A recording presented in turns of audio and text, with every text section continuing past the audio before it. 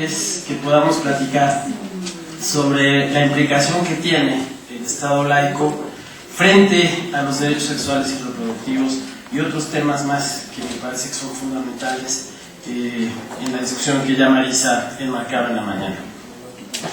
Y es que yo creo que todas y todos estamos de acuerdo en que estamos viviendo una época de cambios que encierran no pocas veces paradojas, ¿no?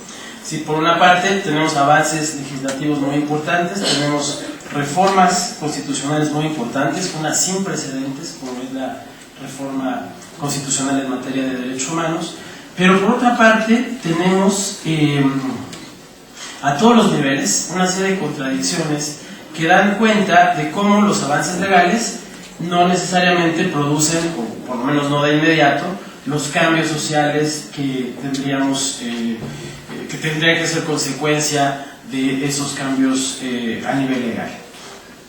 Y me parece que uno de esos aspectos en donde se ven estas contradicciones tiene que ver justamente con que no obstante que hoy hay una apertura mucho mayor, particularmente en el Distrito Federal, en términos de los derechos sexuales y reproductivos y de otros temas relacionados con la sexualidad, lo que vemos, por ejemplo, en las encuestas recientes, la que hizo CONAPRED, muy recientemente en la Ciudad de México, es que todavía hay altos niveles de intolerancia y de irrespeto. Pero hay un tema, hay un punto pues en el que encuentro yo una serie de argumentos que van ayudando a encontrar un eje a partir del cual es posible armonizar las creencias, las posiciones, las actitudes, los valores que son valores encontrados con los que los propios cambios legales van planteando y el contenido de esos cambios legales. Porque por paradójico que aparezca de pronto, los mismos argumentos que nos llevan a exigir el respeto por estos valores alrededor de los derechos sexuales y reproductivos son exactamente los mismos argumentos que nos llevan también a generar condiciones para que las personas puedan expresar libremente lo que creen, lo que piensan respecto a estos mismos temas, ¿no? Por eso la importancia del Estado laico.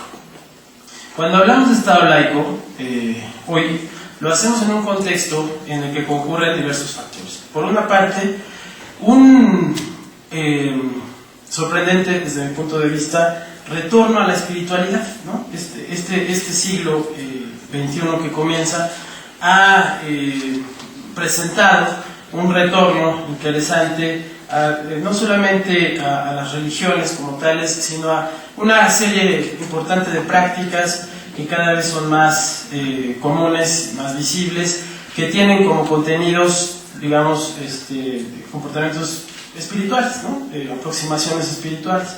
Eso ha generado debates muy interesantes en torno, por ejemplo, a la necesidad de convivencia de múltiples aproximaciones a la religiosidad frente a un escenario de hegemonía de una religión. Hasta hace poco tiempo, creo que era más o menos común escuchar que en México todos, bueno, de hecho, un presidente de una república del norte del continente americano expresó hace muy poco que todos los mexicanos podríamos ser católicos, pero éramos guadalupanos, ¿no? Lo dijo muy recientemente. Y es que existe esta creencia de que efectivamente hay una mayoría que se impone, que se ha impuesto, que es la mayoría católica. Sin embargo, lo que vamos viendo poco a poco es cómo otras iglesias, otros credos, otras posiciones frente a lo religioso, pues van exigiendo espacio, ¿no? En el territorio de la Ciudad de México conviven hoy grupos muy importantes de judíos, grupos muy importantes de budistas, de personas de religiones cristianas no católicas, y en fin, de una serie de aproximaciones que están exigiendo un espacio y que están exigiendo que esa hegemonía que ha tenido la religión católica no ocurra más, ¿no? Justamente para permitir la expresión libre de la religiosidad de todas y de todos, sin temor a ningún tipo de discriminación o a ningún tipo de señalamiento con motivo de las creencias.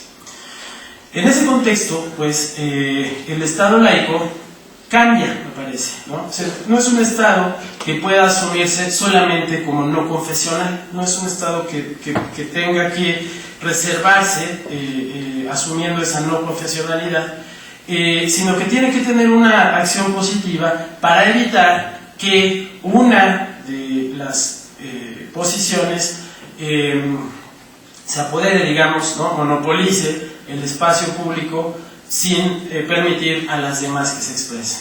Entonces, un Estado laico como el que necesitamos hoy no solamente tiene que retractarse y decir, bueno, yo no tengo fe, no tengo una religión o una moral determinada, sino que tiene que poner las condiciones para que la diversidad de posiciones religiosas pueda expresarse en igualdad de circunstancias, porque si no, por omisión, estaría asumiendo una posición.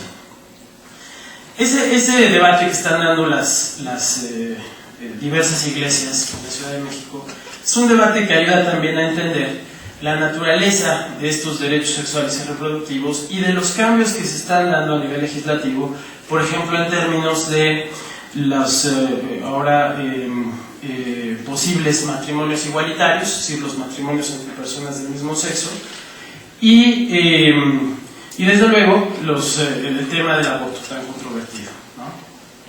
Y digo que ayuda a entender la naturaleza de estos derechos porque en principio lo que se plantea a partir de estas reformas es una cláusula de inclusión que permite acceder de manera igualitaria a estos derechos sin obligar necesariamente a quien no quiera ejercerlos a hacerlo, ¿no?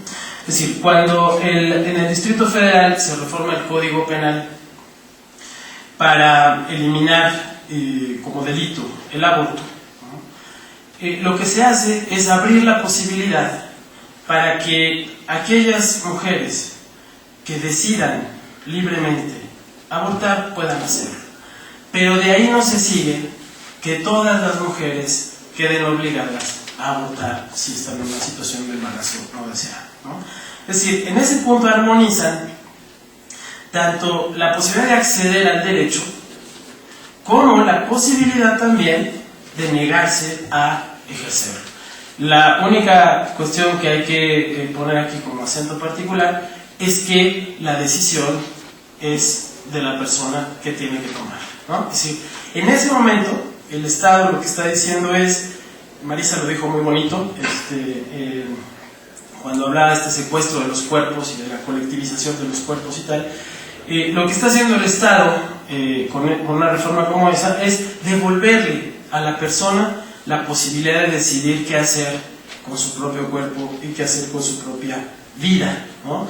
Dejándola en paz, digamos, con todas las implicaciones de carácter moral incluso que pueda tener esa decisión, ¿no? O sea, lo que el Estado está diciendo es: yo no voy a calificar ni voy a juzgar si es moralmente bueno o malo hacerlo, porque eso corresponde a la esfera individual de cada uno y de cada una. Lo que voy a hacer es poner las condiciones para quien decida abortar lo haga, ¿no? Y aquí además confluyen otros elementos que son importantes de considerar, y es que desafortunadamente, como se construyó toda esta visión moralizante del tema de la sexualidad, todo lo que está relacionado con la sexualidad está impregnado también de pecado, ¿no? Entonces, naturalmente un embarazo que en términos de un discurso no invadido por una determinada moral, tendría que ser un evento pues natural, como lo ha sido en 5.000 años de humanidad. No sé si son 5.000 años los que tenemos, pero por lo menos son 5.000 años de humanidad. Todas y todos nos hemos embarazado, ¿no? En 5.000 años de humanidad, todas y todos hemos sido infieles. Bueno, no digo que cada uno de ustedes o los que están aquí en la mesa, pero la infidelidad es un tema que ha existido toda la vida, ¿no? Es impresionante cuando uno revisa en las novelas, la literatura, ahí está el tema, algo nos está diciendo eso. Eso quiere decir que la sexualidad y eso ocurrió en los siglos XIX y XX, la hemos venido significando de una manera específica, de manera tal que lo que se desarrolla alrededor de ella está impregnado de esta naturaleza de pecado, ¿no? Entonces, cuando se asocia este tema, se genera la culpa, ¿no? Pues naturalmente el asunto se complica de manera notable. Por eso es que frente a la hegemonía de una sola forma de la moral, de una sola religión, si el Estado no hace nada, ¿no? O si el Estado confunde los argumentos y en este caso, por ejemplo, decide penalizar, en el mismo momento se está alineando con los criterios de una determinada moral hegemónica, y está convirtiendo esa política en una política integrista, ¿no? En una política que no es capaz de distinguir entre el derecho y la moral. De ahí la importancia de esa reforma, y de ahí la importancia de que esa reforma sea entendida y defendida desde el Estado laico, ¿no? El argumento crítico que se construye entonces frente a, por ejemplo, todas estas estados que decidieron legislar para garantizar la vida desde la concepción, y la crítica que le podemos hacer a la decisión de la Corte recientemente adoptada en materia de aborto, tiene que ver con eso justamente, ¿no? Con que no logró distinguir un argumento moral con un argumento de derechos, no de derechos, sino de derechos, ¿no? Y no logró darse cuenta de que a la hora de decidir como decidió, en lugar de abrir la posibilidad para que las personas decidieran libremente, lo que hizo fue decidir por ellas, ¿no? Es decir, tomó la decisión por todas aquellas mujeres que en otras condiciones habrían tenido la libertad, como sucede en la Ciudad de México, de decidir si abortaban o no abortaban. Esos mismos argumentos se pueden aplicar al tema de los matrimonios igualitarios, ¿no? Cuando se modifica el Código Civil, lo que ocurre es que se modifica una palabra nada más, dos, ¿no? Antes decía el matrimonio es la unión entre un hombre y una mujer. Se modificó eso y ahora dice el matrimonio es la unión entre dos personas, ¿no? Y ese cambio tan pequeño en términos de lo que significó la supresión de palabras, o la sustitución de palabras, lo que generó fue la ampliación de posibilidades para todas aquellas personas que, teniendo una posición psicoafectiva, una orientación o preferencia, como dice la Constitución, dirigida a personas de su mismo sexo, que no tenían acceso al matrimonio, puedan hacerlo ahora, ¿no? Y ustedes recuerdan todo el debate que se dio desde la Iglesia Católica, porque pues se decía que se ofendía la institución del matrimonio, ¿no? Pero no, porque en ningún momento el Código Civil está planteando esa posibilidad para el matrimonio religioso. Al contrario, con esta reforma quedó más claro que nunca que una cosa es el matrimonio religioso y que las personas que deseen contraer matrimonio religioso están en plena libertad de hacerlo por la religión que quieran, además, ¿no? Y una cosa distinta es la institución civil del matrimonio, que es así, para poder garantizar el acceso a todas y todos a esa institución, no puede anteponer un argumento que se convierta en discriminatorio, ¿no? Entonces, no es posible que el matrimonio se mantenga solamente para uniones heterosexuales, porque eso deja fuera la posibilidad de las uniones de otro carácter, ¿no? Que también, en 5.000 años de historia, también sabemos que el tema de las uniones de personas del mismo sexo pues, se ha dado sin mayor complicación, ¿no? Yo quiero terminar diciéndoles, a manera de colofón, lo siguiente. La condición para que todas y todos podamos ejercer la libertad de creencias, la libertad de decisión sobre nuestra sexualidad, la libertad de decisión sobre nuestro cuerpo, la libertad de expresión, la libertad en sentido general, es que nadie la monopolice.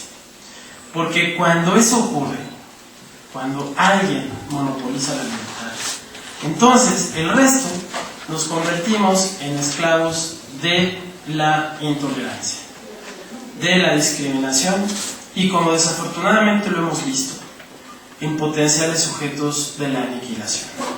De ese tamaño es la discusión que hay que hacer sobre la naturaleza del Estado laico y su relación con los derechos todos. Porque cuando hay una visión que se impone en ejercicio de su libertad, cancela la de todos los demás. Nos hace esclavos de ese discurso y, insisto nuevamente, nos convierte en potenciales sujetos de aniquilación. Con eso yo termino. Muchas gracias.